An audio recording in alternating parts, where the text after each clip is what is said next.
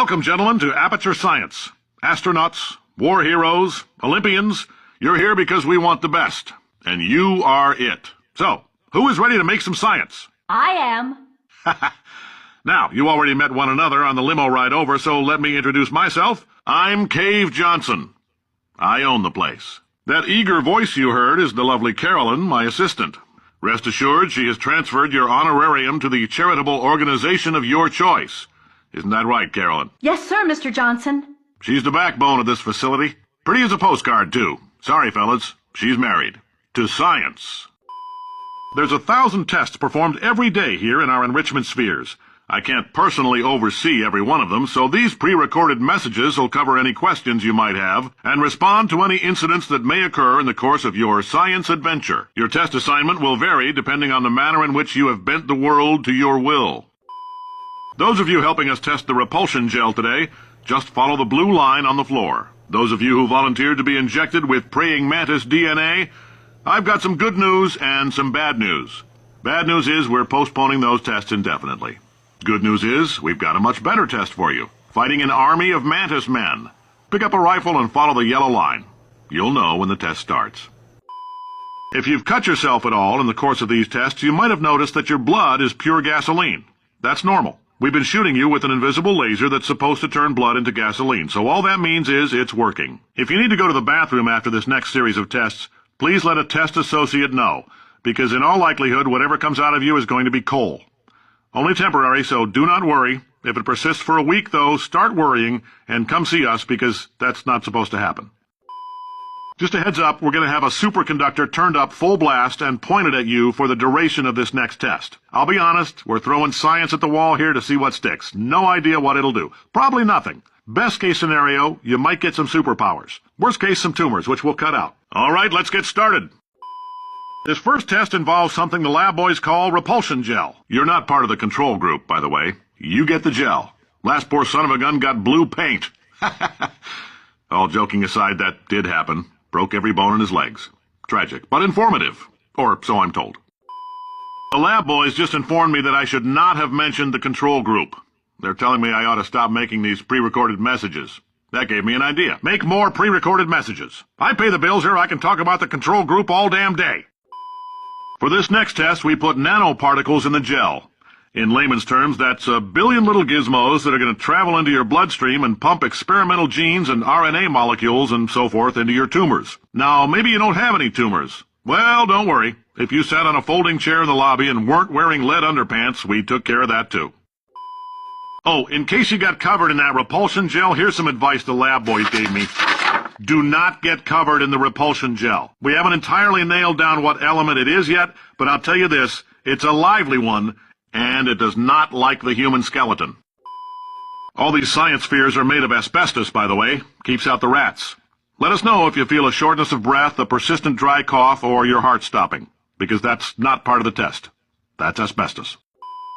Good news is the lab boys say the symptoms of asbestos poisoning show a median latency of 44.6 years. So if you're 30 or older, you're laughing.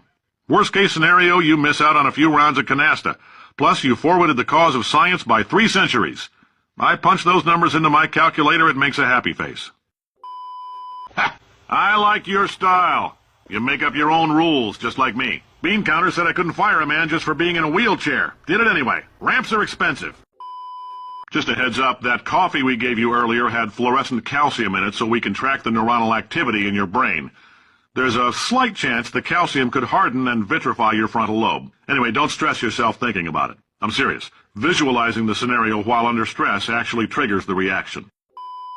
Now, if you're part of control group Kepler-7, we implanted a tiny microchip about the size of a postcard into your skull. Most likely you've forgotten it's even there. But if it starts vibrating and beeping during this next test, let us know, because that means it's about to hit 500 degrees, so we're going to need to go ahead and get that out of you pretty fast. I'm telling them, keep your pants on. All right, this next test may involve trace amounts of time travel. So, word of advice, if you meet yourself on the testing track, don't make eye contact. Lab boys tell me that'll wipe out time. Entirely. Forward and backward. So, do both of yourselves a favor and just let that handsome devil go about his business. If you're hearing this, it means you're taking a long time on the catwalks between tests. The lab boys say that might be a fear reaction. I'm no psychiatrist, but coming from a bunch of eggheads who wouldn't recognize the thrill of danger if it walked up and snapped their little pink bras, that sounds like projection. They didn't fly into space, storm a beach, or bring back the gold. No, sir, we did. It's you and me against the world, son. I like your grit. Hustle could use some work, though. Now let's solve this thing.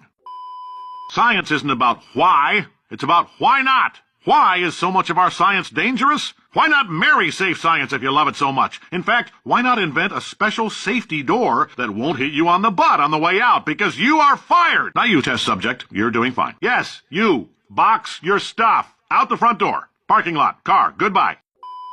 Congratulations. The simple fact that you're standing here listening to me means you've made a glorious contribution to science. As founder and CEO of Aperture Science, I thank you for your participation and hope we can count on you for another round of tests. We're not going to release this stuff into the wild until it's good and damn ready, so as long as you keep yourself in top physical form, there will always be a limo waiting for you. Say goodbye, Carolyn. Goodbye, Carolyn. She is a gem. Greetings, friend. I'm Kong Johnson, CEO of Aperture Science. You might know us as a vital participant in the 1968 Senate hearings on missing astronauts, and you've most likely used one of the many products we invented, but that other people have somehow managed to steal from us. Black Mesa can eat my bankrupt... Sir, the testing? Right. Now you might be asking yourself, Cave, just how difficult are these tests? What was in that phone book of a contract I signed? Am I in danger? Let me answer those questions with a question. Who wants to make $60? Cash. You can also feel free to relax for up to 20 minutes in the waiting room, which is a damn sight more comfortable than the park benches most of you were sleeping on when we found you. So, welcome to Aperture. You're here because we want the best, and you're it. Nope. Couldn't keep a straight face. Anyway, don't smudge up the glass down there. In fact, why don't you just go ahead and not touch anything unless it's test-related. If you're allergic to peanuts, you might want to tell somebody now, because this next test may turn your blood into peanut water for a few minutes. On the bright side, if we can make this happen, they're going to have to invent a new type of Nobel Prize to give us, so hang in there. The average human male is about 60% water. As far as we're concerned, that's a little extravagant, so if you feel a bit dehydrated in this next test, that's normal. We're going to hit you with some jet engines and see if we can't get you down to 20 or 30%. All right, we're working on a little teleportation experiment. Now, this doesn't work with all skin types, so try to remember which skin is yours, and if it doesn't teleport along with you, we'll do what we can to sew you right back into it. The testing area is just up ahead. The quicker you get through, the quicker you'll get your $60. Carolyn, are the compensation vouchers ready? Yes, sir, Mr. Johnson. Great job, astronaut, war hero, and/or Olympian. With your help, we're gonna change the world. This on? Hey, listen up down there. That thing's called an elevator, not a bathroom. If you're interested in an additional $60, flag down a test associate and let them know. You could walk out of here with 120 weighing down your bindle if you let us take you apart, put some science stuff in you, then put you back together, good as new. In case you're interested, there's still some positions available for that bonus opportunity I mentioned earlier. Again, all you gotta do is let us disassemble you. We're not banging rocks together here. We know how to put a man back together. So, that's a complete reassembly. New vitals, spit shine on the old ones, plus we're scooping out tumors. Frankly, you ought to be paying us. Thank you. I can't believe I'm thanking these people. For staggering your way through Aperture Science's propulsion gel testing. You've made some real contributions to society for a change, and for that, humanity is grateful. If you had any belongings, please pick them up now. We don't want old newspapers and sticks cluttering up the building. For many of you, I realize $60 is an unprecedented windfall, so don't go spending it all on, I don't know, Carolyn, what do these people buy? Tattered hats? Beard dirt? Welcome to the Enrichment Center. Since making test participation mandatory for all employees, the quality of our test subjects has risen dramatically. Employee retention, however, has not. As a result, you may have heard we're going to phase out human testing. There's still a few things left to wrap up, though. First up, conversion gel.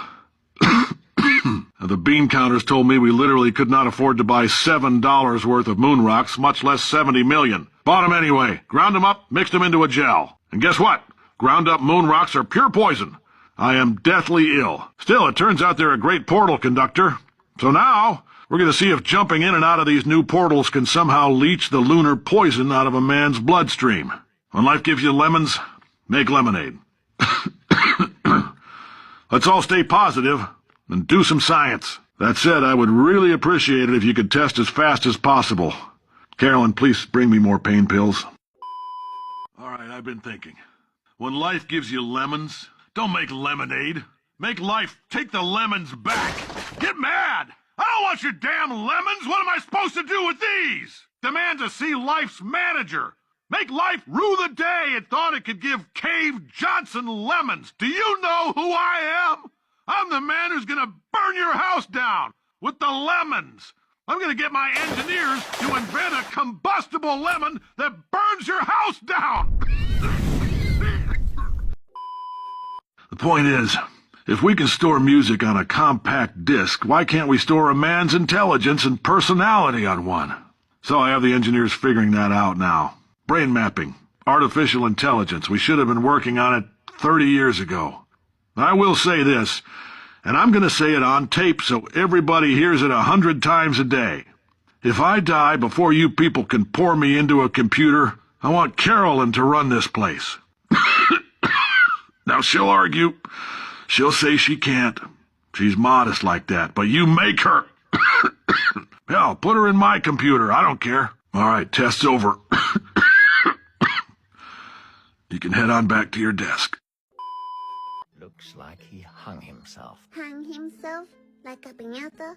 Should I hit him like a piñata? No, misfortune. He's dead.